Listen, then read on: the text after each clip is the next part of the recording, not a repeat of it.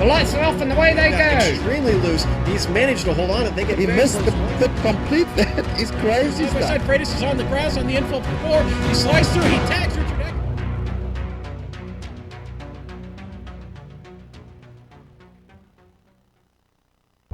Friction is heat. You know, you take an engine where the lifter goes up and down, pushes the valve up and down, it really gets hot right there. That's where oil breaks down and where we have failures. AMSOIL, on the other hand, it's a true synthetic lubricant. It's just idling right there. It doesn't even know it's being used. In other words, 300 degrees is ho hum to AMSOIL.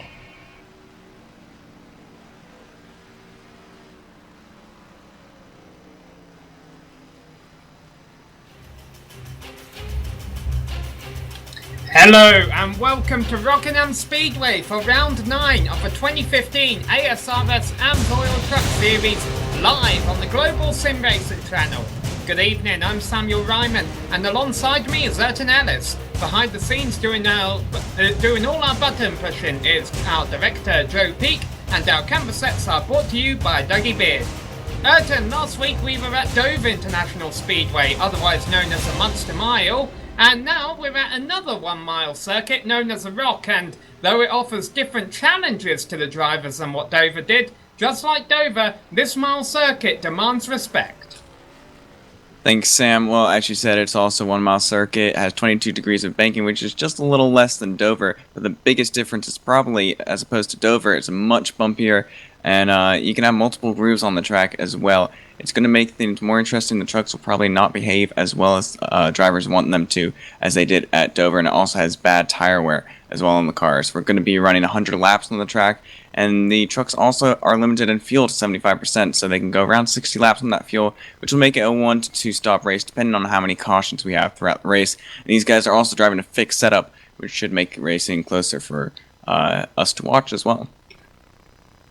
This is round 9 of the series, several rounds left to go before they enter their trace, and to be in the trace you have to be in the top 10 in points. The driver who's doing that easily, handily right now is Dan Murray leading the points. Tommy Ryan moves up to second place in the points with his win last week at Dover. I believe he is the first two-time winner in the 2015 season. His win moves Ricky Hardin down to third in the points. James Krahula, the rookie there, running very solid fourth in the points. Gary Whitson, last season's runner-up, in fifth.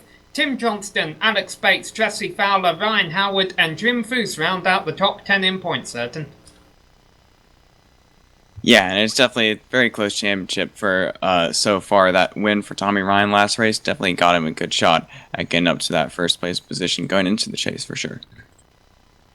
Well, we've got a few minutes left of qualifying. These two drivers are currently having a 10-minute closed qualifying session, meaning they're on the track individually. The rules have changed over the last couple of weeks. There isn't anymore, I believe, a 30 truck cap on any of these races. But, that being said, we only see 29 drivers turning laps in practice, and only 26 of them have scored laps in qualifying. However, that could be that the other 3 drivers wrecked during their qualifying runs, and since you only get 2 laps, unfortunately, you're going to have to start at the back of the field. Right now, I'm seeing Christopher Ginn, Jason Christen, and Carson Orbay have not been able to put a lap during qualifying. Feel free to chat with us on social media during the race, on YouTube or on Twitter at GSR Channel, and also on Facebook at facebook.com/Global Sim Racing Channel, and we'll try and get back to you as best we can. Currently, Ayrton, it is Tommy Ryan and Dan Murray sitting on the front row. They were the fastest 2 in practice as well. Yeah, and I find this really interesting as well, because Dan Murray, he actually has a history of not having the best qualifying positions. Even though he's first in the standings, he's gone to win plenty of top 5 and top 10s, he's actually never gotten a pole either. So his qualifying positions aren't the best, but starting in second, that's definitely much better for him going into this race.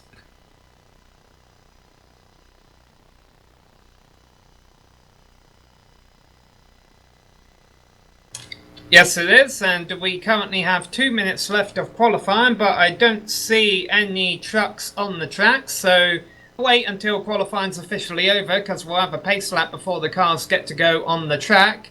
and we'll be able to call out the order then. This is a 1 mile speedway, so they'll only have 1 pace lap ahead of 100 laps of racing here. The ASRS AMSOIL Truck Series generally puts on clean shows, and this track is tricky. It does have a history of causing incidents, but the 29 truck field, added with the fact that these drivers aren't allowed any free repairs in iRacing, so that definitely makes you not want to get involved in an incident because you can't really get your truck fixed that quickly. I have a feeling we're going to see a clean race today, but at the same time I don't expect to see it go caution free. Oh yeah, for sure. And even at Dover, I mean, that had, I think, 35 or 36 cars entering that race, and we thought that was going to be a wreck fest, but actually a lot of hard racing. There's a few wrecks that brought out, I think, 3 or 4 cautions throughout the race, but it was definitely a lot of hard racing. It even came down to the last lap battle where Tommy Ryan managed to get it, so I'm looking forward to this one. I think Tommy Ryan on the pole is looking in a good spot again for maybe a 3rd win for this season as well. He's looking really strong so far. Well, let's take a look at our 10 chasers. We've got about half a minute here before they get gridded up. Dan Murray, who currently leads the points, is 2nd on the grid. Tommy Ryan is currently 1st on the grid. Ricky Harding currently 8th. James Krahula, is he in the race today? Yes, it looks like he'll be starting 6th. Gary Whitson, who is 5th in the points, lined up 4th. So, it looks like our top points contenders, Ayrton, are all going to be started towards the front of the field. This could be a big points day. Oh, for sure, and we can't forget Justin Fuller either. He's only raced 2 races, gotten a 1st place and a 2nd place, so he's definitely come into the series nice and new, nice and fresh, and he looks really fast as well. So he's definitely right a lot of competition for these guys so far in these past 2 races. I'm looking forward to seeing him. He is actually having a lower qualifying position than his previous 2 races, so that this might not be one of his better tracks. Alright, and now the field is getting gridded up on the front stretch, so none of them will be able to pull into their pit stalls and drop to the back of the field, unlike at Dover. Tommy Ryan will lead them to pole after his win at Dover last week. He's certainly on top right now, also top in practice. Dan Murray, points leader, will be starting alongside him in 2nd. Justin Fuller there in 3rd, lined up alongside Gary Whitson. Ty Hester rounds up the top 5. He did a solid job in practice as well, so watch out for him tonight.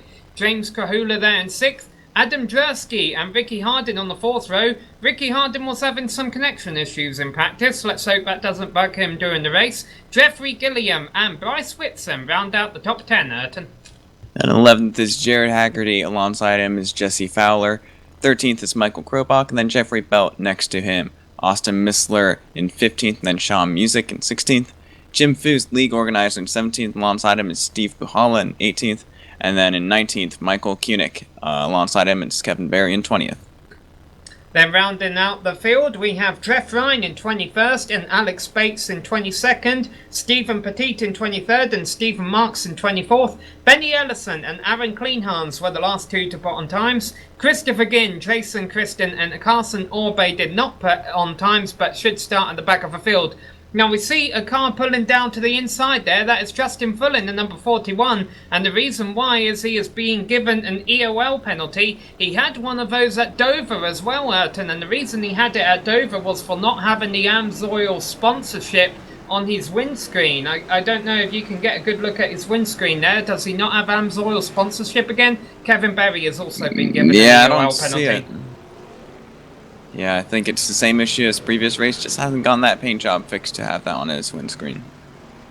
And that is going to cost him. Anyhow, the pace car is leading them around, and you saw a close-up of Bryce Whitson's truck there. You could see that AMSOIL sponsorship on the windshield as they work their way out of turn 2. See a couple of skid marks running down the back stretch from a car who got it wrong in practice or qualifying. Expect turn 2 and turn 4 to be trouble zones as always, but also turn 1. The wall can sneak up on you entering turn 1, so keep an eye out for that.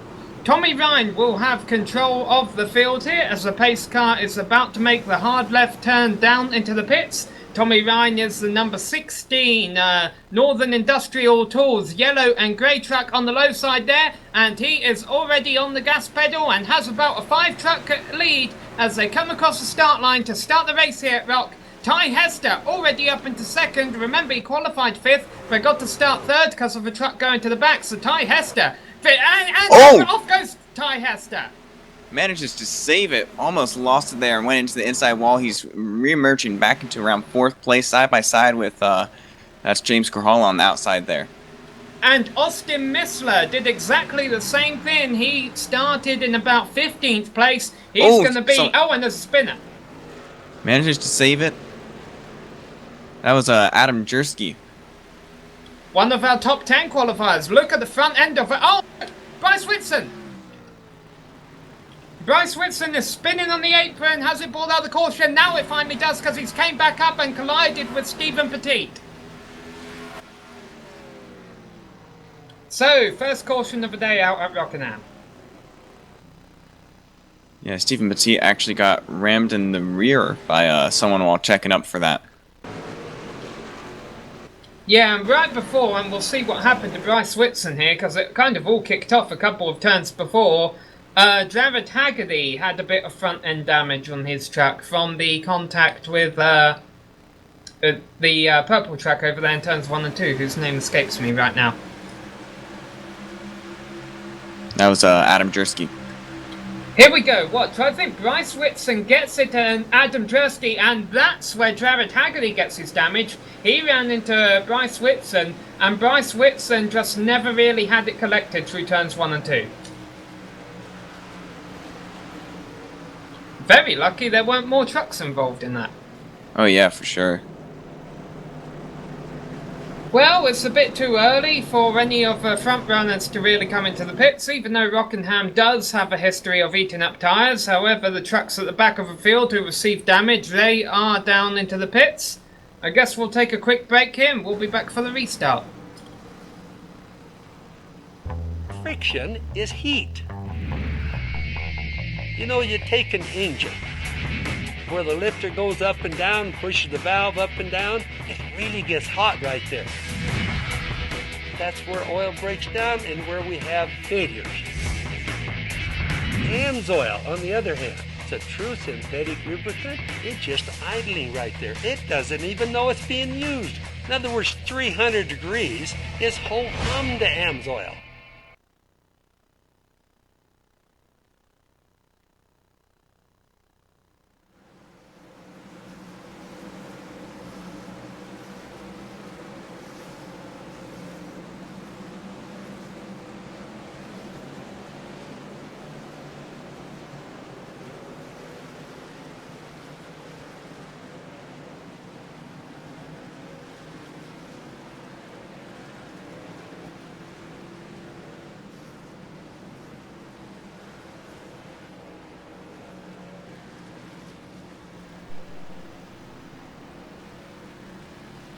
Quick caution here at the Rock. Tommy Ryan is still your leader. Bryce Whitson, who had a good result last race at Dover, despite having a horrid season, the 2014 champion, it looks like he's going to have another poor result today, because he's been one of many trucks who have been into the pits to get damaged or repaired.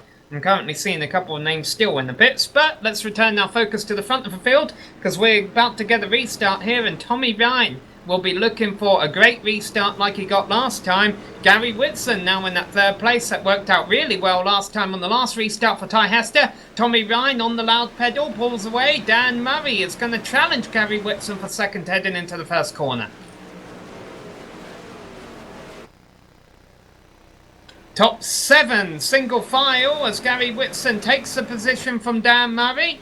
Tommy Ryan still has the lead though. Let's see if Gary Whitson can make a move on him here. It looks like the rest of the field managed to get through the first lap clean now this time.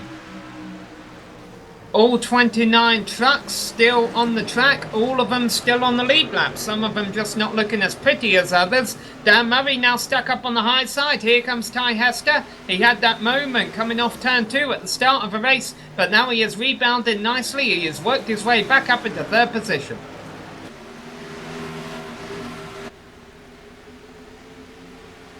Thought I just saw a truck getting a piece of a wall coming off turn 4, but maybe not. There's a battle for ninths here going on right now. Jim Foose, the league organizer, slides up, almost gets into Jeffrey Belt, but doesn't. Jeffrey Belt almost gets into a wall though. Jim Foose has moved up to 9th after starting 17th on the grid. Nice start for that number 2 Chevrolet. Yeah, and Sean Music managed to take advantage of Jeffrey Belt's mistakes and slots in right in front of him as well. Not missing anything up front. We ride on board. Jeffrey Belt right here, looking in front of him at Sean Music, who started... Let's see, where did he start? He started 16th, so he's been moving up nicely after... I think that's aided by a couple of trucks having issues. One truck having an issue right now. James Krahula got out of the groove coming out of turn 4. He was running in 5th. He just lost that spot to Ricky Hardin, who was having connection issues in practice. That has been something that has plagued Ricky in the last few races. He currently sits second in the points. He's planning on moving location soon, and hopefully he'll be moving to somewhere that will have a stronger internet connection for him, and we'll get to see a greater title challenge for him later on in this season. Ty Hester also just went by Gary Whitson for that second place spot fairly easily into turns 1 and 2. So now his next stop is Tommy Ryan. Ty Hester looking pretty fast so far. But Tommy Ryan has been able to build up a pretty decent sized lead. We'll wait and see what it is by the stripe this time by. It was Tommy Ryan had 0.6 of a second over him last lap. They crossed the stripe and it's down to 0.3 of a second. So Ty Hester is definitely the fastest truck on the track right now. Yeah, 4th in practice, 5th in qualifying. Maybe not the best qualifying lap. They only get 2 laps to do it. But definitely looking fast. Especially as we said, tires wear out pretty quickly on this track. So maybe Tommy Ryan looking to go on the long run. He was very fast on the long run at Dover. Managed to catch all the way up to Justin Fuller after closing up that gap. Well, Tommy Ryan's 2 wins this season have happened at Martinsville and Dover. 2 very tricky tracks, and he has certainly proven himself to be a master of these trickier tracks, because Rockinham's no easy circuit either, but Ty Hester is challenging him still. Tommy Ryan, where he sits in the points, I'm sure he'll be content with a 2nd place finish, but I'm sure as the race goes on, we'll see him fighting for the win again. He slides up the bank in the and he's get loose! He gets loose, he's able to save it, but that's going to give Ty Hester an opportunity. No, it doesn't. Oh, he you have to backs check down. up. You have to check up, not in order to hit the rear of Tommy Ryan. That's allowing Gary Whitson and Dan Murray to catch up to these guys now. Austin Missler has retired from the race. He was running in 26th not too long ago and he wrecked out of turn 2. And Hester's gone on the inside.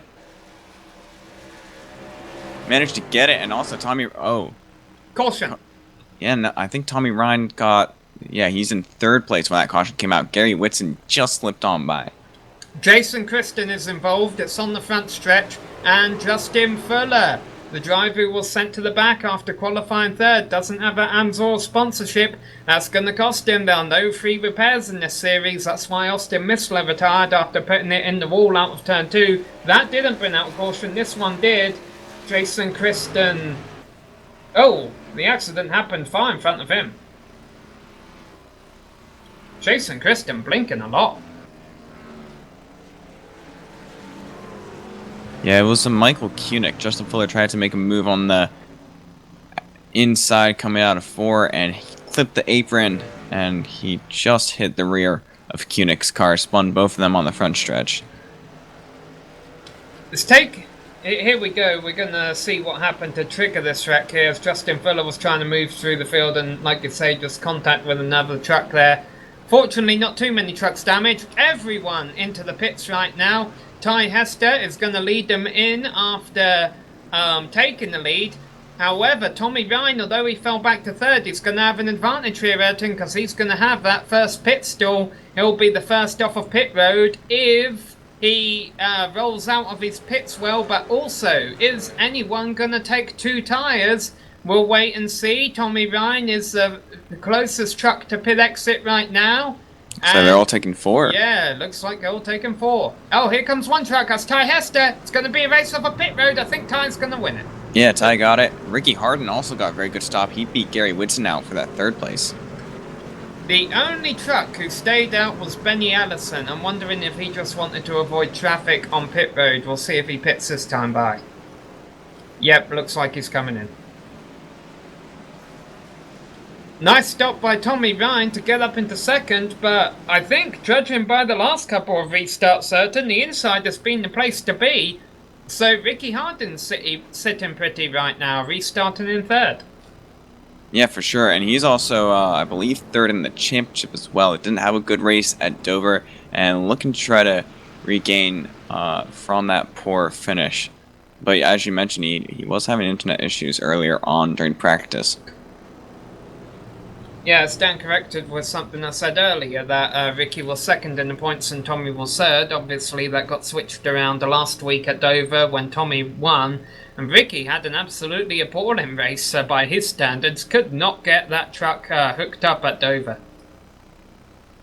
An interesting thing I find is that Ty Hester, he actually has only one top 5 and 2 top 10s, including that top 5. So far this season out of 8 races. He's raced in every race. So him staying in the top 3 consistently so far this race has looked pretty impressive. Yeah, Ty Hester, he's not exactly the most regular runner out there. He doesn't attend all the races. Like we say, we've been to 8 of 9 of them. I know he's got involved in a couple of mix-ups in the past, but he has proven himself to be a very good driver. A top 10 runner, if not, as you say, a top 5 runner at times. I don't know if he's just had difficulty closing deals in the past, because those stats do seem a bit low by what I would expect. We'll wait and find out today, because we're certainly going to have a camera on him throughout the race, because he certainly has a fast truck, and if he doesn't win this race or finish in the top 5, there's going to be a good reason why.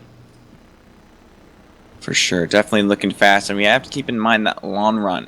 Hester was very fast on that short stint that we had, but some of these drivers might be better at conserving those tires. This is currently our second caution of the race. Both of the first 2 cautions, I wouldn't say they were avoidable, but I have a feeling that the drivers can look at, what they did wrong and figure them out. I think it's just a lot of racing lines intersecting into each other, because there are different ways around this place. But right now, the bottom line seems to be the best line. Ty Hester knows that, because that's the line he has picked for the restart. Ricky Hardin will be right behind him. Ty Hester gets a good restart. Tommy Ryan on the high side doesn't. And it's going to be... Oh, Dan Murray goes Street on the line. inside. Nice restart by Dan Murray. If he can save it, he may have overshot this corner. No, he holds on to it. Nice restart by the 5 truck. Showing you why he's a points leader right there. Yeah, Ricky Hardin got, I think, a little bit of wheel spin, got a little loose on that restart, so had a weak start. Looks like the rest of the field has managed to get through the first lap safely. Quite a bit of 2 wide action going on in the mid-pack, actually. Yeah, this is inside the top 10. Look at Sean Music and the number 42 green and black truck. He's all the way up into the outside wall, and he hits Bryce Whitson. Bryce Whitson is into the wall, as is the purple truck of Adam Dresky. And I think it's just a 3-truck incident. Yeah, it just bounced off that wall. I don't know whether to call Bryce Whitson lucky or unlucky, because he was unlucky to get caught in that wreck, but I think he did a brilliant job driving out of it. His truck barely has any damage on it at all. Yeah, got knocked on both sides of the car. He actually hit that inside wall very hard, though. He did. His Chevrolet Silverado certainly proven itself tough today, much like the Silverado driving out at the end of a Tudor Championship race last weekend, I should assume. But we'll wait and see. Bryce will definitely be in the pits to get those repairs. That will put him to the back of a pack. Hopefully his truck will be able to hold up for the end of the race, maybe pick off a few more spots. Several drivers coming into pits. No, I don't think any of the front runners, mostly guys in the mid and rear pack. I thought we were going to have a prettier race than this turn, but early on, maybe these drivers just have to get it out of their system early on, and we'll have a long green flag run here in a little bit. Yeah, well, yeah. The Rock has definitely proven to be a challenge for some of these drivers, for sure. Alright, well, we're going to take a break. The leaders have stayed out. Ty Hester leads Dan Murray, Tommy Ryan, Ricky Hardin, and Michael Kobach. He rounds out the top 5 right now. Friction is heat. You take an engine where the lifter goes up and down, pushes the valve up and down, it really gets hot right there. That's where oil breaks down and where we have failures. AMSOIL, on the other hand, it's a true synthetic lubricant. It's just idling right there. It doesn't even know it's being used. In other words, 300 degrees is ho hum to AMSOIL.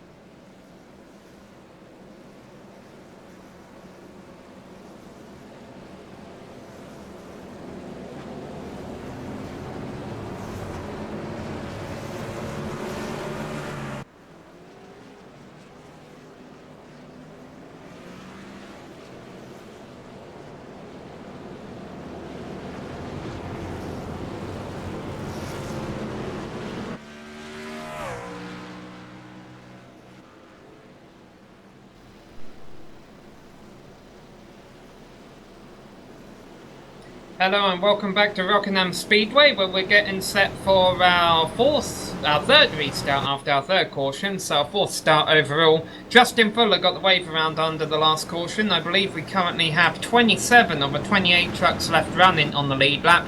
Stephen Petit still one lap down. Austin Missler is out of a race after a heavy crash out of turn 2. The pace car is about to duck down pit road. That will give Ty Hester control of the field. Once again, he's been doing very well today in that number 68 Jimmy John's Toyota Tundra. Back on the gas pedal, but he gets a bit of wheel spin, walks up the track, almost gets into Dan Murray. It's going to be tight here heading into the first corner. Dan Murray, high, wide and handsome, too high, almost gets a piece of the wall, and Ty Hester is able to run away. Now Dan Murray has a bunch of trucks hounding his rear spoiler rather, I guess, in the series. Here comes Tommy Ryan to the high side. That's not the desired overtaking line, getting very close to the wall, entering turn 1. They're going to single file for the battle for second. Dan Murray ahead of Tommy Ryan. Michael Krobach up into fourth now, and there's a caution.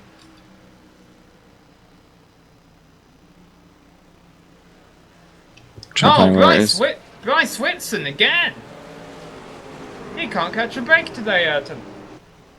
Yeah, 3 wide going to 1 again, and just a little bit of contact causes a lot of chaos. Bryce Whitson, that was the third time hitting the wall really hard. Watch this, he goes airborne. He's still driving afterward. Yeah, he disappeared for a few seconds there. That wasn't our director's screen, that was my screen as well. So even the track lost sight of Bryce Whitson. Which may have done him a favour. I can't believe his truck is still running. He might not get a good finish today, but if he finishes, it's going to be a miracle. For sure. But the other thing I noticed about that, he didn't really trigger the wreck. It was 2 trucks on the outside of him that kind of got together. I mean, yes, it was a bit ambitious to try and go 3 wide down on the inside, but at the same time, he didn't really do anything wrong entering the turn. Yeah, it was the 2 trucks ahead. I think that was 39 car. Yeah, 39 car. Just like he just cut a little bit in front of Michael Koenig's nose. That caused him to get loose in front of them. Yeah, 39 is Jeff Ryan, who is currently in the pits for damage, and Michael Koenig, number 34, also in the pits to try and get damage. They've been running at the back, and I don't know. Do you think Bryce Whitson just needs to kind of play the patient game a bit here and wait for these trucks in front of him to sort out before he begins making moves? I mean, we know he's got the pace. He won the championship last year. Yeah, and he looked very fast at Dover too. It looked like he had just got his speed back since he hasn't had a great season, but looking like his misfortunes are coming back to him this race for sure. Now, something we shouldn't have to worry about too much. You see up in the top left of your screen, we're currently at the 23-minute mark of this race. There is an 80-minute time limit, so providing we've completed quarter distance, we should be okay. We have completed quarter distance, lap 30 out of lap 100. Not far over it, but honestly, judging from what we know with these drivers, they usually get their act cleaned up in the middle of a race. I mean, usually we see very clean races in the season. Usually there's one or two oddballs. Iowa Speedway comes to mind, the Lucas Oil Raceway comes to mind, where the racing is a bit more wild than usual. I really didn't think Rockingham would be an oddball, but right now it's proven me wrong, unfortunately, Elton.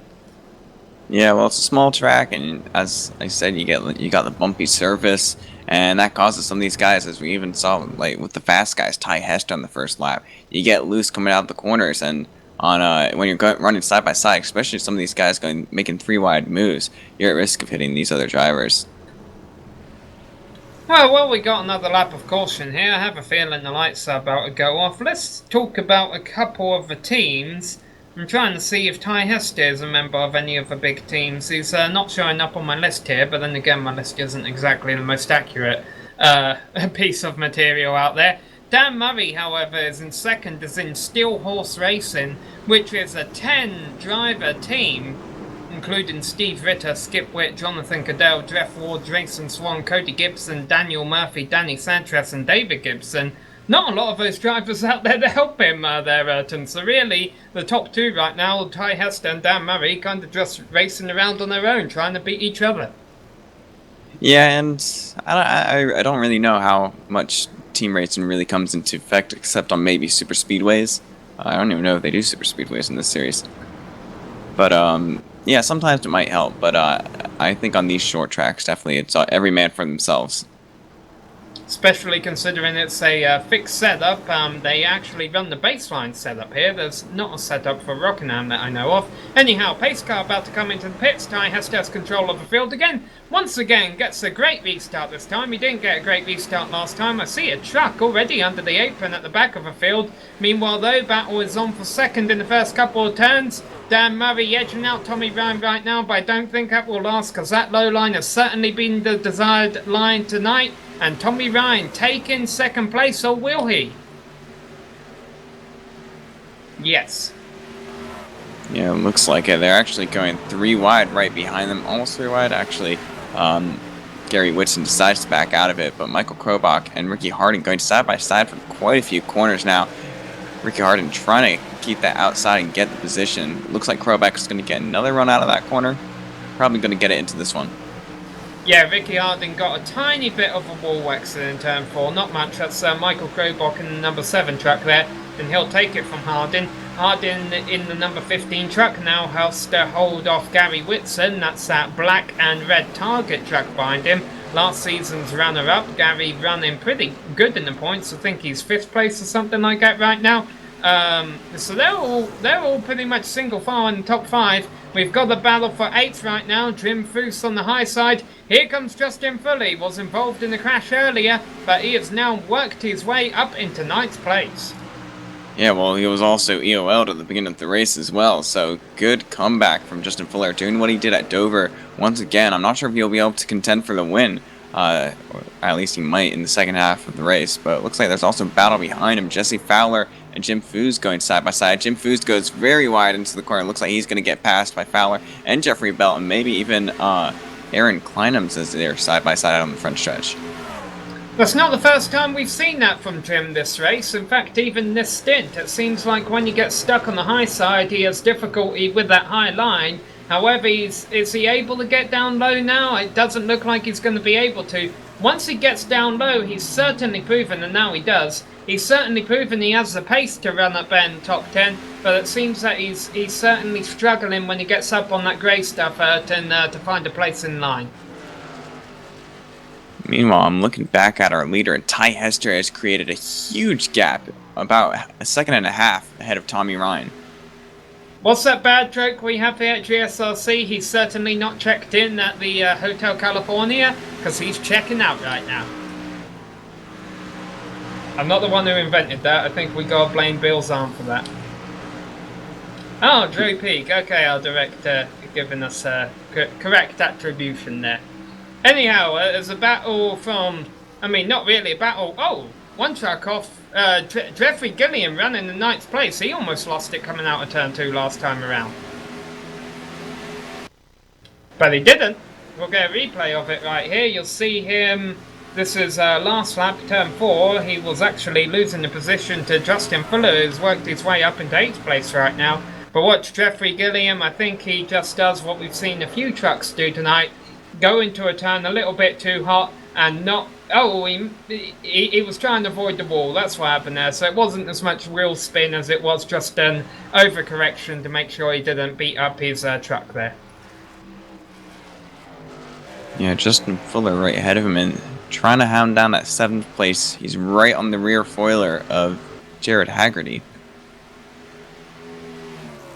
Yeah, and I have a feeling he'll have Jared Haggerty first. These are both trucks that have been involved in incidents. Remember, Jared Haggerty got involved in that accordion effect in turn 1 earlier this race, where he ran into the back of Bryce Whitson, who ran into the back of someone else. And that was an incident. I forget the other driver involved in that. But right now, nothing happening in this battle for 7th. Jared Haggerty still in front of Justin Fuller, but I don't think it will last that way for long. It was Adam Jersky that he ran into earlier, I think. Yeah, Adam Jersky has been involved in a couple of incidents this lap and this race, and if you see his truck, he's certainly got the battle scars to show it.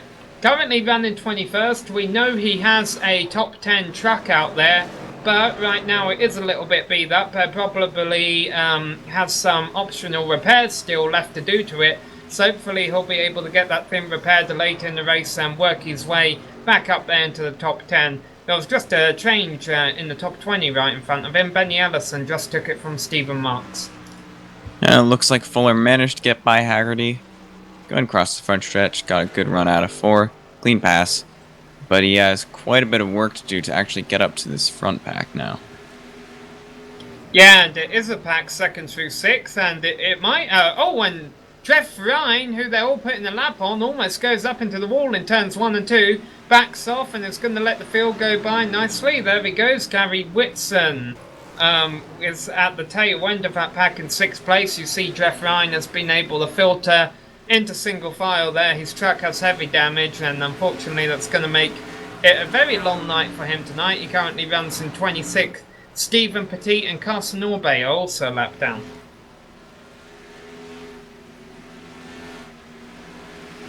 Watching the great battle for 18th here as they come down into turn 1. Oh, and there's contact! Stephen Music gets sideways, able to save it, and Benny Ellison says thank you very much. Goes by them both. That was Steve Bahala running into the back of Sean Music. Very good save. Yeah, nice heads-up driving by Benny Ellison too.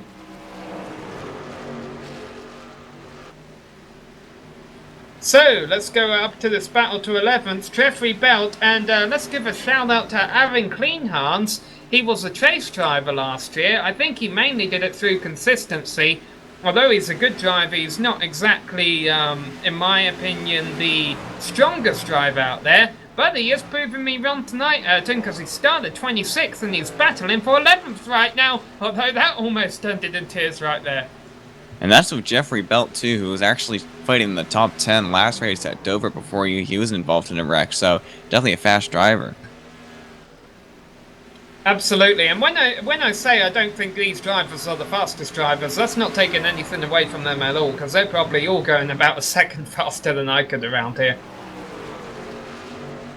Well, that's with 2 laps practice.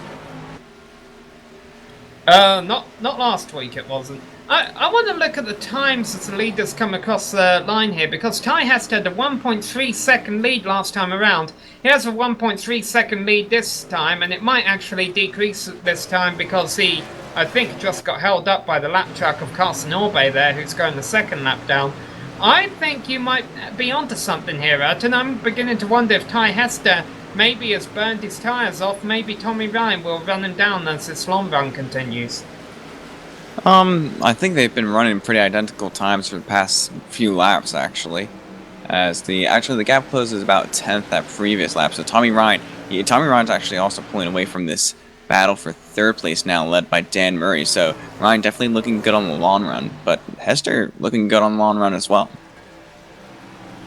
Let's see, the time will probably decrease this time around because of Hester being held up by the lap track. It goes from 1.2, no, it's still 1.2 seconds. So yeah, it is stabilising. It is a bit unfortunate, although not too surprising to see that the next track they'll be putting the lap down is Bryce Whitson in 24th right now. We're finally getting a long green flag round right at the time when I'm sure Bryce really doesn't want it. We're also halfway through the race as well. So this race will almost certainly go to its completion of 100 laps because we pretty much did the whole first quarter of a race under caution and we were still looking like it would be a race based on laps and not on time. Looking through the field, it looks like they're all pretty spread out, organised, nice and tidy. There's a battle heating up for fourth though, I'll tell you that much. Michael Krobach in front of Ricky Hardin. Yeah, this is interesting. Krobach actually started in 13th place. Ricky Hardin started in 8th. These guys battling in the top 5 pretty confidently as well. Coming up to turn 3 here on lap 53, Michael Krobach enters a little low. Usually that would mean he'll slide up more, but that doesn't seem to be the case. Ricky Hardin, is he backing off? Because I have a feeling he could have maybe even made a move on Michael Krobach there, judging by the run he got out of turn 4. I don't think he would have completed the move, so I'm wondering if that's why he just rolled off and let Michael have it. He just doesn't want to burn those tyres up by running side by side, Ayrton. Yeah, and they're not losing time to Dan Murray either, as it looks like Ricky Hardin trying to go on the inside now. He's got a pretty good run. Going to try to keep it for turn 1. Yes, he does. And they're going to go side by side through this corner. And Krobach decides to give it up pretty easily. So now Ricky Hardin looking to face Dan Murray next. They were both talking on the radio. I'm not exactly sure what the message was, but I'm almost certain that Michael Krobach was saying, hey, have a position, because it's not always comfortable when you have a truck right on your rear bump. I mean, imagine someone tailgating at you on the highway. They do distract you a little bit, and they do play with your mind a little bit, so I'm sure Krobach was just like, hey, go by, get out of my way. And unfortunately, it looks like all putting a lap on Bryce Whitson right now, who has gone the lap down. But still, if he keeps it out of trouble between now and the end of a race, he might be able to salvage a top 20 finish, which would be good considering he is 15th in the points. He has had a horrendous season by his standards, but at the end of the day, a chase still not out of the options for Bryce. Yeah, and you said Michael Krobach let in by Ricky Hardin. It can be distracting to have a fast driver behind you. He can also use Hardin to try to get past Dan Murray as well, because as we've seen, when someone gets stuck on the outside, they can be freight trained and everyone go on by them. But it looks like actually Krobach lost a bit of time, struggled with that lap traffic, almost hit Bryce Whitson while going by him. We almost saw an accident right there. Honestly, I was looking over in turns 1 and 2 a couple laps ago. We almost had an accident with the lap truck of Stephen Petit getting ran over in turn 2. So even though it looks all spread out and clean and green, it might not be. I remember when I bought a race car a couple of years ago, didn't know what to do with it, never ended up racing it, ended up taking it to the junkyard, funnily enough. I asked one of my friends, I said, well, when do you know when you're about to get in the wreck during a race? And he said, quite rightfully, Tim, once you've been around iRace in the wreck. Oh, and there's a wreck on the back, just to prove my point there, that looked like the number 46 truck. It's Kevin Berry and Benny Ellison. And this proves the point my friend was trying to say to me. You never know when a wreck is going to happen. Everything could look completely fine and something just happens out of the ordinary and changes the whole race complexion.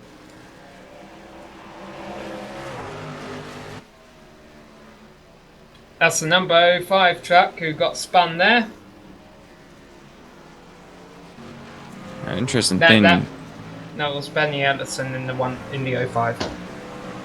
Ricky Hart and Dan Murray were actually side by side for position there. Dan Murray was a hair ahead when that caution came out for that third place, and that's going to be a great spot for him on the next restart for sure. Well, something else that's going to be interesting here is everyone's going to be in the pits and everyone's going to be able to make it to the end of the race. And Ty Hester is going to be the first of those trucks down pit road. And then you'll see Tommy Ryan, Dan Murray behind him. But they're so far behind because of lap trucks that were in between Ty Hester and Tommy Ryan that everyone's going to be taking 4 tyres with this many laps on their tyres. And I have a feeling Ty Hester's going to be the first in and off pit road, provided he doesn't overshoot his pit stall, mind you. Let's see, as the number 68 truck pulls into his pit stall. Nicely done, he should get out with the lead.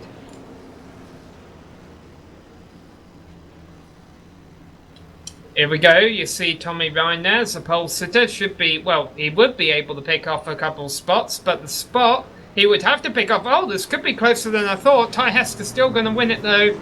Tommy Ryan second off pit road. Then it's Ricky Hardin, Dan Murray, and Justin Fuller comes off pit road in 5th.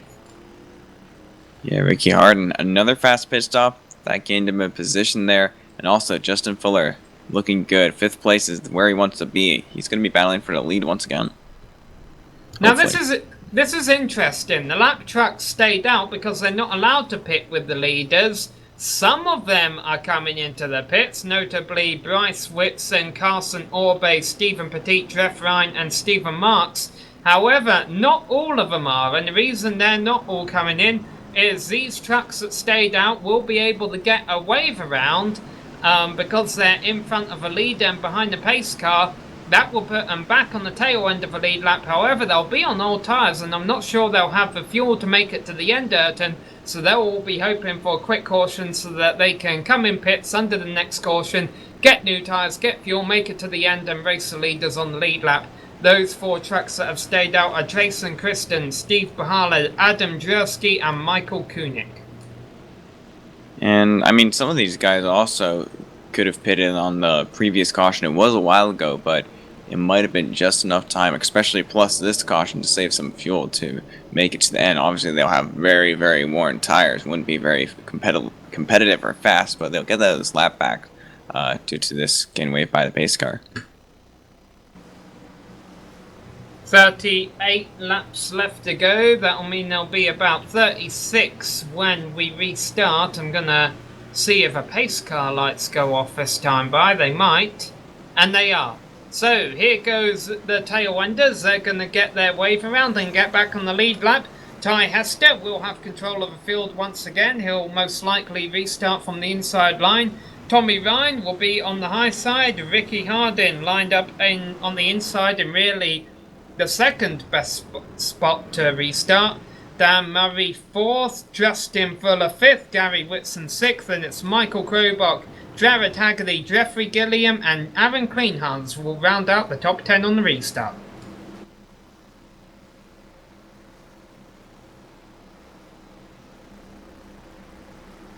You have a feeling we're going to see a quick caution here, Ayrton? Yeah, probably. I'm glad we're both as optimistic as each other. 36 laps to go. I can imagine some guys starting to get pretty impatient at this point of the race, actually. Ford Mustang pace car into the pits. Let the trucks be released, or however you want to say that. Ty Hester leads the field across the line once again. Ricky Hardin up into 2nd, and in fact Tommy Ryan restarted 2nd. He is going to fall to 4th if not more. Look at Justin Fuller, he started 5th, he's up to 3rd, and there's a wreck in turn 2. Alex Bates spun around on the exit turn 2 there. Carson Orbe gets a bit of damage, Michael Koenig as well, but this is a blessing to Michael Koenig and the other trucks who didn't pit under the last caution. They'll be able to come in, get some repairs, and get 4 new tyres on and race again. We're watching Alex Bates here. Whoa, he just got loose, it looks like. Not really sure what happened there. Oh, and he got hit hard by, who's that, the number 69 truck? That was Jeffrey Ryan. Yeah, Jeff Ryan smashed straight into him.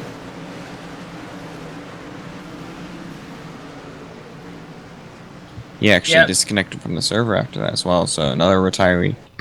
That would explain why I've been my silence for the last few seconds, why I've been trying to find him on the track.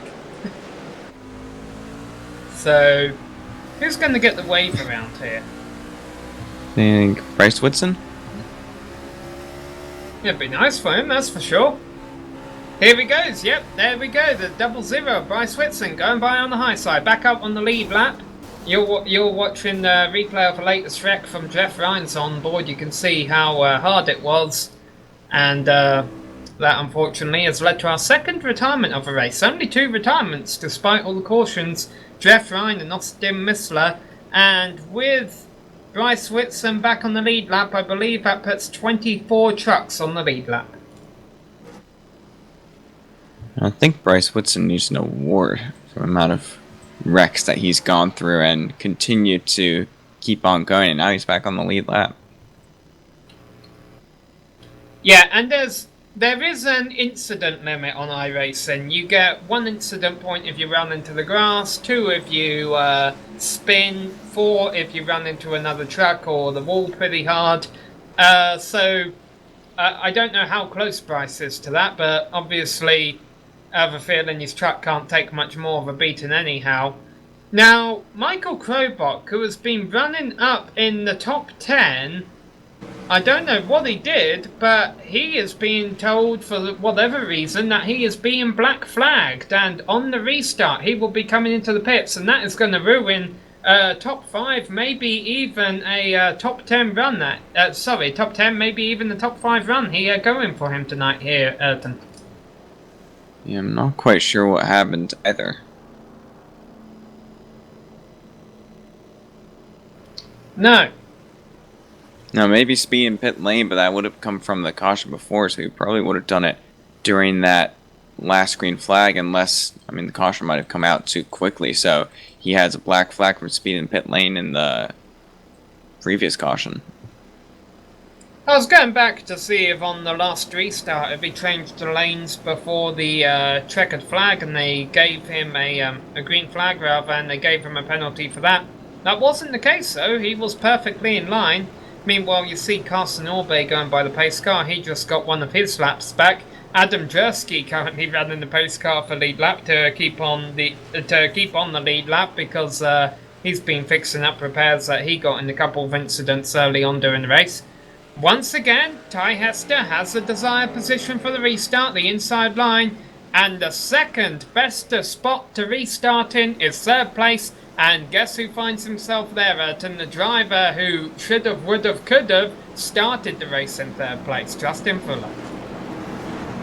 Yeah, and he hasn't finished below 2nd so far. I mean, in only 2 races, but he's definitely shown some speed, so look for him to try to challenge for that win, since no one has been able to really challenge Ty Hester since the beginning of the race.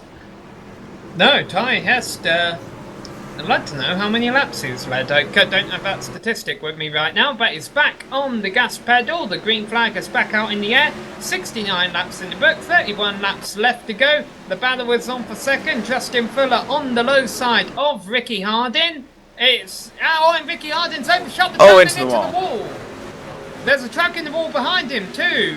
That was Jeffrey Gilliam. I can't believe they all haven't started wrecking yet.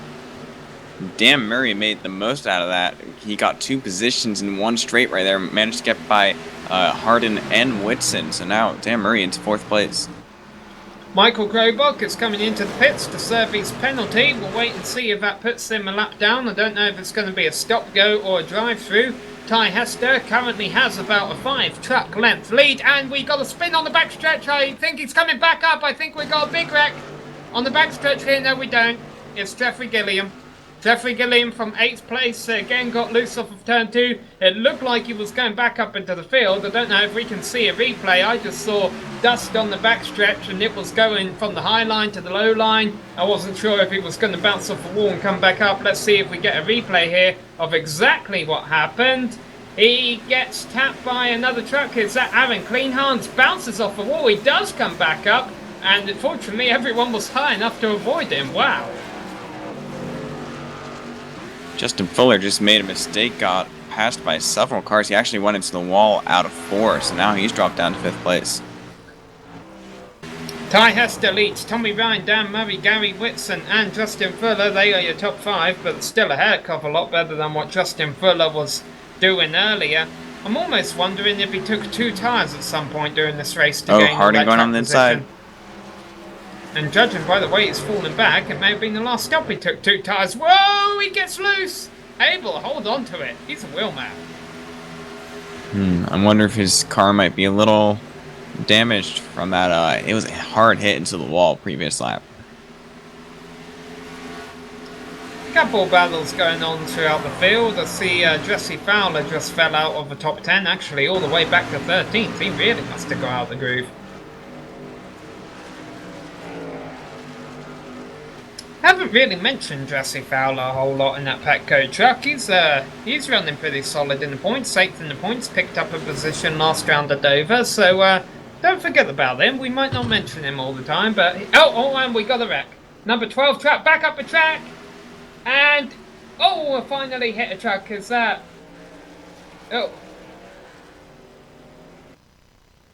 finally got hit by a truck hard.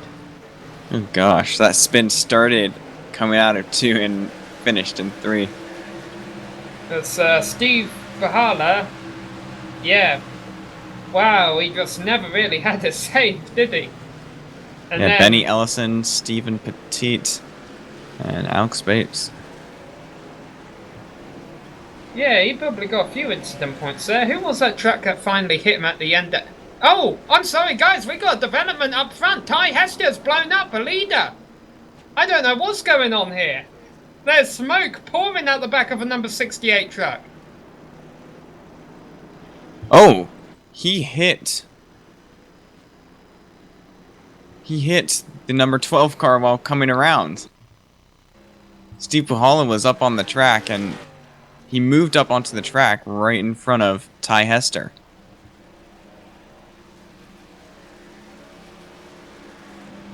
Just when you thought you'd seen it all, it should happen somewhere before the completion of a slap. Oh, yeah.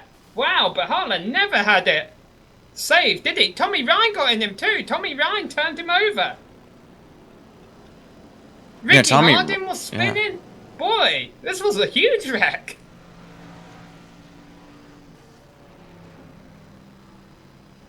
Yeah, Tommy Ryan, Ricky Hardin spun as well. I don't think it took a little bit of rear damage. Tommy Ryan, he had to slid his car and hit the front, so 3 of the top 6 there got involved in that.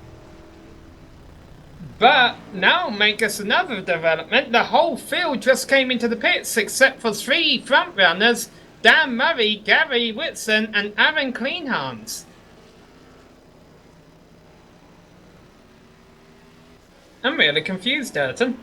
Yeah, Ty Hester and Tommy Ryan are taking very long pit stops trying to repair some damage, but man, top 2 drivers now, they're going to be pretty far back in the pack. Okay, so I want to get some names. I know you mentioned them already, and of Steve Bahala, the trucks that got into him. I mean, like I say, I think you mentioned them. The number 05 truck is Benny Ellison, but who was the truck who came along and really did him in at the end there? That was Alex Bates, I think. I thought there was someone after that. Oh no, yeah, you're right. It was Alex Bates, and then he just tried to get back on the track, I guess, without checking who was coming. And that's when the wreck with all the leaders happened. Seemed like a very interesting entry back onto the track, though. For those of you who watch our broadcasts who don't always play iRacing, there's a button on the keyboard, the F3 button, that shows you where everyone else is on the track. If there's trucks coming up on you or in front of you, I mean, Steve Bahala should have known that the field was coming around, so there's going to be some interesting words handing out at the end of the race. Ty Hester still in the pits. Tommy Ryan's exiting on the pits. He'll still be on the lead lap, as is Jeffrey Gilliam and Adam Drusky. The pace car lights are off. But Ty Hester, unfortunately, a race that he should have won. There's no question about that, really. He isn't going to. Yeah, and now this field is definitely mixed up. Aaron Cleanhands, we were talking about him earlier in the race, sitting in the mid-pack. Now he's in third in that hot seat for that restart to challenge Gary Whitson, who will be stuck on the outside of Dan Murray. Well, all of a sudden, Justin Fuller going to be restarting fifth. Yes, his truck is beat up, but he is the first truck on new tyres. Or at least he will be by the time they get to turn one, because he should move up to fourth by Christopher Ginn, who is probably still a little bit sick from practice we saw in from a wreck we saw in practice that we didn't show you. Anyhow, pace car is in. Dan Murray has control of the field, pulls away from them. Gary Whitson gets a good restart. Aaron Cleanhands gets a terrible one. Justin Fuller is all over his back bumper, takes fourth place from Christopher Ginn, and now has some work to do on those new tyres with 20 laps left to go. Gary Whitson not letting Dan Murray get away.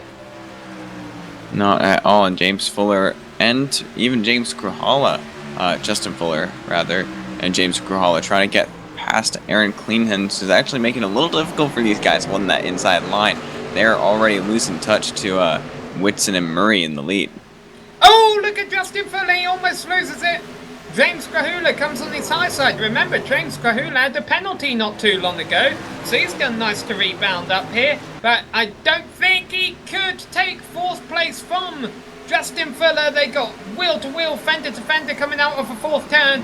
Fuller still has that desired line, but he is driving a little bit too hard, I think. He keeps stepping out on the exit of the turns. Not going to happen this time, though. He takes fourth place. Quite a few hornets' nests throughout the field right now. Yeah, definitely, and yeah, it's that last caution.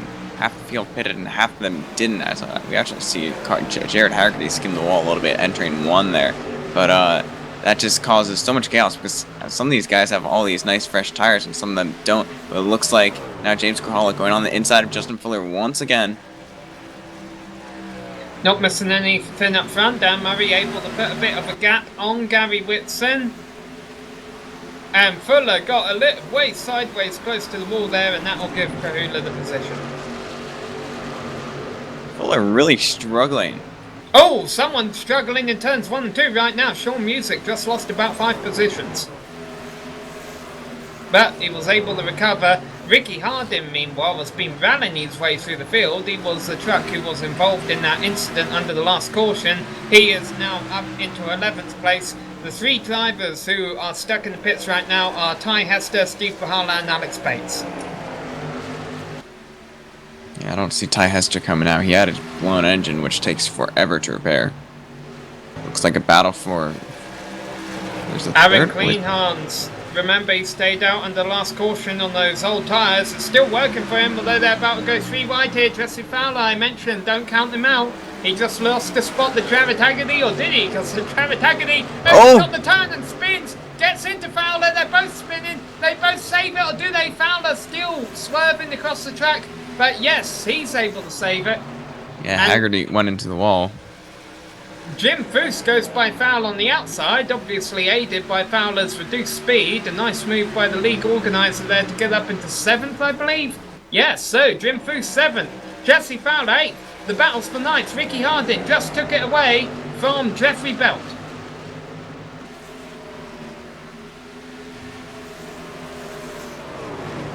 This is where all the action is.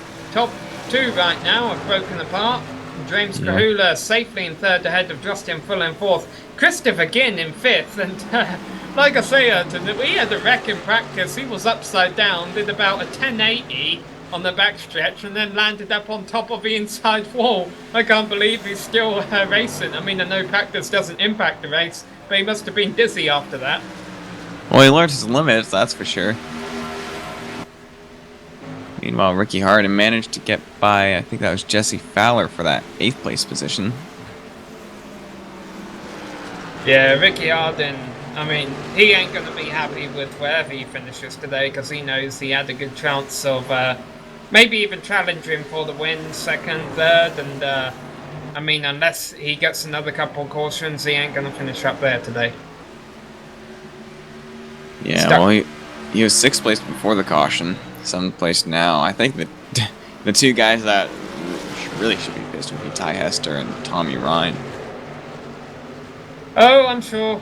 Well, we won't get involved into that. There's less than 10 laps to go. Actually, they're coming to 9 laps to go now. Let's begin looking at this battle for the lead. I know we've got other battles around the track, but the caution flag will be thrown if they get out of hand.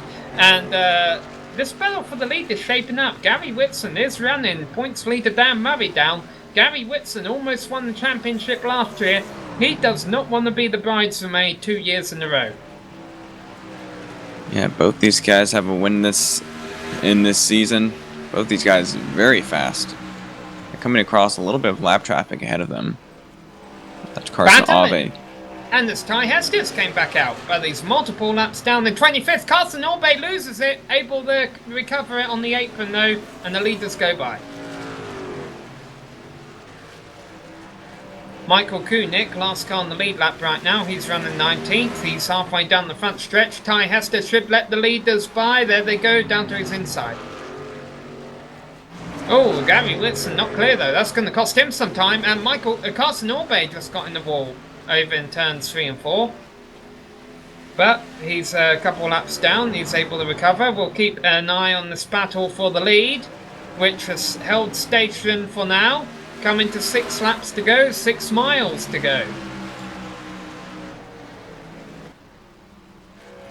We saw a great battle for the win on the final lap at Dover last week. It was between Tommy Ryan and Justin Fuller, if I remember correctly. Tommy Ryan, you actually see him there, 21st, about to go another lap down, and he's beat up number 16 machine.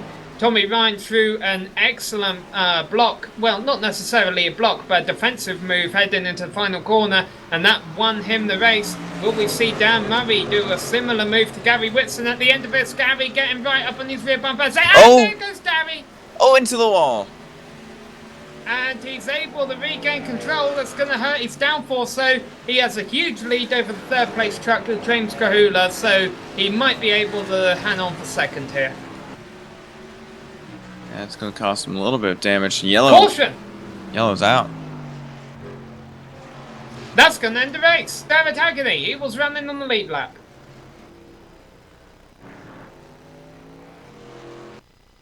And we know for sure it will end the race, because even if it didn't, it would be a 1-lap shootout, and the ASRS doesn't allow 1-lap shootouts. It thinks they're a bit too chaotic.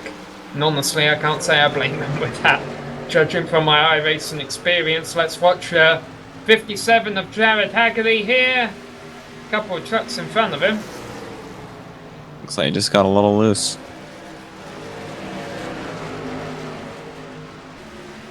Watching him go through turns 3 and 4 here on the replay.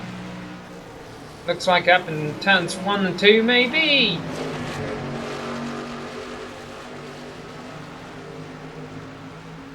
Yep, there you go. He just lost it. Probably didn't have any air on the front, and the caution was brought out because he came to a stop on the track, basically. Didn't hit anything. No one hit him, but there you go. Anyhow, Ida coming around to 2 laps to go here. He hasn't ran over any lap trucks that have just wrecked, so he should be alright. And Justin Villa saying on the chat he'll take a 4th place finish with how beat up his truck is. And Dan Murray now less than 2 laps to go to the win. And Gary Whitson will be in second, James Krahula third, Justin Fuller fourth, Christopher Ginn in fifth. And Christopher Ginn, he's the only driver in the top 5 who does not have a scratch on his truck from what I can see.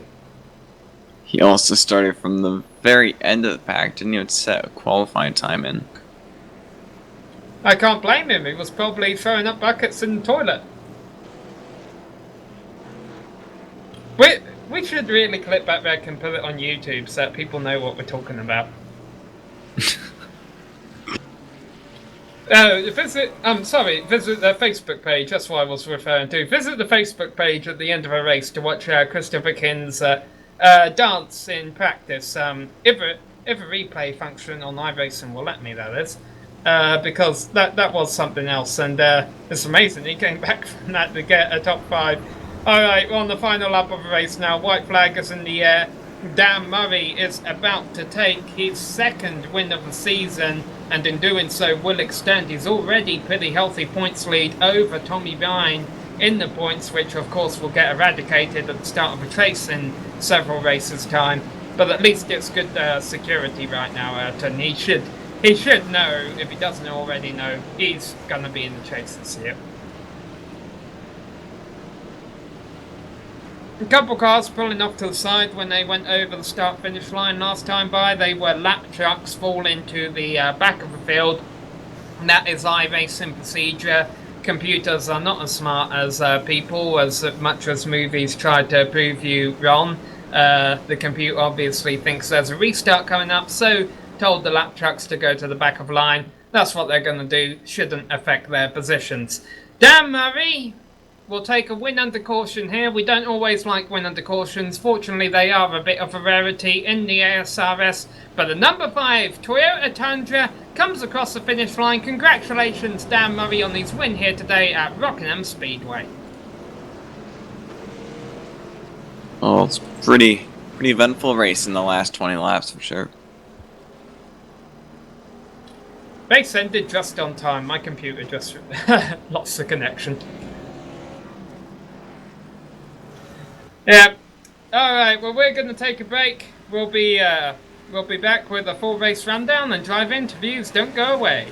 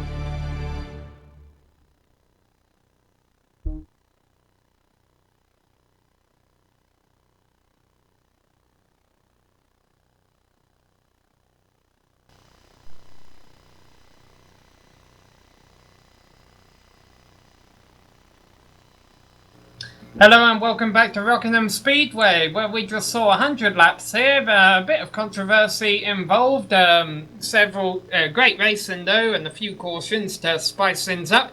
Dan Murray came away your winner. He'll be able to extend his points lead. Gary Whitson in second, James Kahula in third, Justin Fuller and Christopher Ginn round out the top 5. Aaron Kleinhans came home in 6th, Ricky Hard in 7th, Jim Foose in 8th place, Michael Krobach and Jeffrey Belt rounded out the top 10, Ayrton. And Jesse Fowler finished in 11th with Stephen Marks in 12th, Kevin Berry in 13th, and Jason Christen 14th.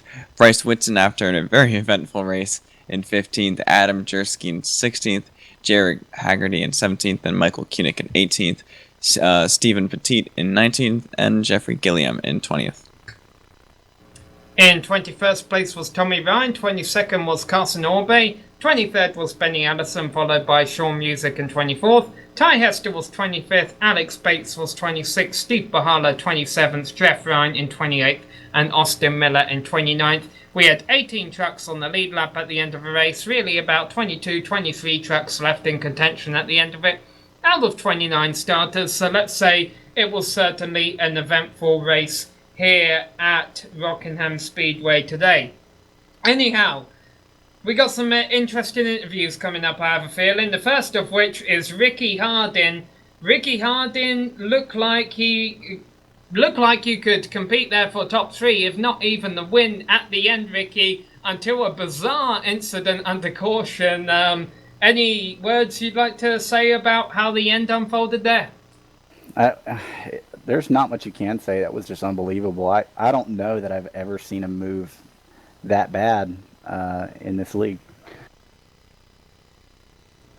Well, we don't want to get too much involved in it, but was there any chatter about the incident? Do you know if it was a mistake?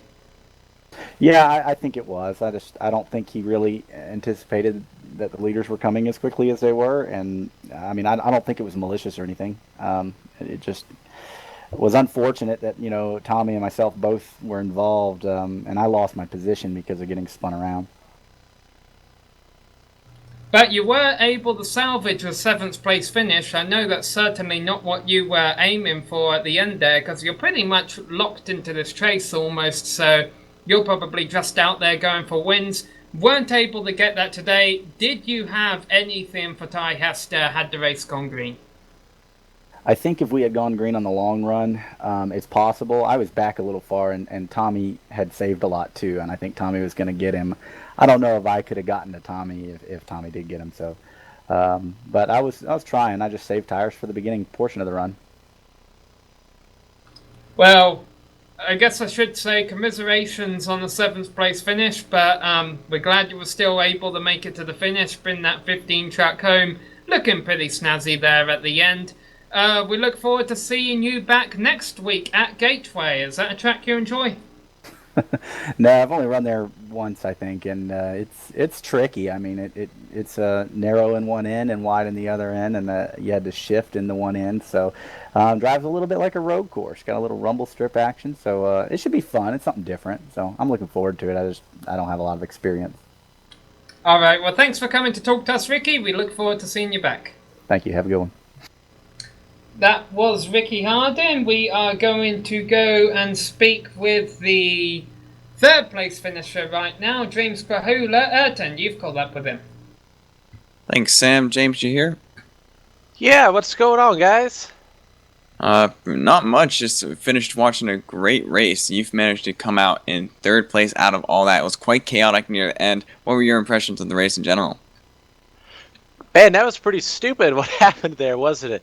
God, I feel so horrible for Ty, for Ricky, and Tommy there. Man, to have it taken away from them like that. Other than that, the racing was pretty clean. I mean, we had a lot of incidents and everything like that, but people were trying to be respectful and everything. But it was just crazy. It was definitely an interesting race, man. I love this track though. It always produces good racing like this. And I also hear from Sam that you are ahead in the Rookie of the Year standings as well. That obviously means that you're new to the series this season. What have you thought of the series so far? Do you like it a lot? Yeah, it's great. They were, my teammates Ricky and Tommy and I raced with them back in the day a long, long time ago, and finally I got back into racing last year. They got me some information, told me to join this league, try it out, and man, we're having a lot of fun. It's a lot of really good competitive racing here. It's a blast. Well, hopefully you might be able to get a win. You haven't quite gotten there, but definitely a few top fives. So definitely some good finishes so far this season, including the one today. So congratulations once again on your third place finish there. Thanks. That win's coming. We'll go and get it. Thanks, guys. Thank Richardson Bike Mart, WeatherTech, Petco Foundation, Northern Tool and Equipment, Bud Light. Y'all have a great night. Okay, thanks for talking to us. Back to you, Sam. Well, it turns out a lot of PR representatives are letting their drivers talk to us. We didn't really count on that, so we're going to hurry through the last few interviews here before we run out of airtime, beginning with our second place finisher, Gary Whitson. Gary, you had a strong truck tonight, but I'm sure you didn't think you'd be coming home with a second place finish. Yeah, I was looking for a top 5 there, and got lucky when those guys had that unfortunate look down in turn 4 under caution. Then I thought, man, blew the pit strategy, but was able to get away with Dan, and then just lost it off too, and trying to get by those lap cars. So all in all, second place isn't bad, all things considered.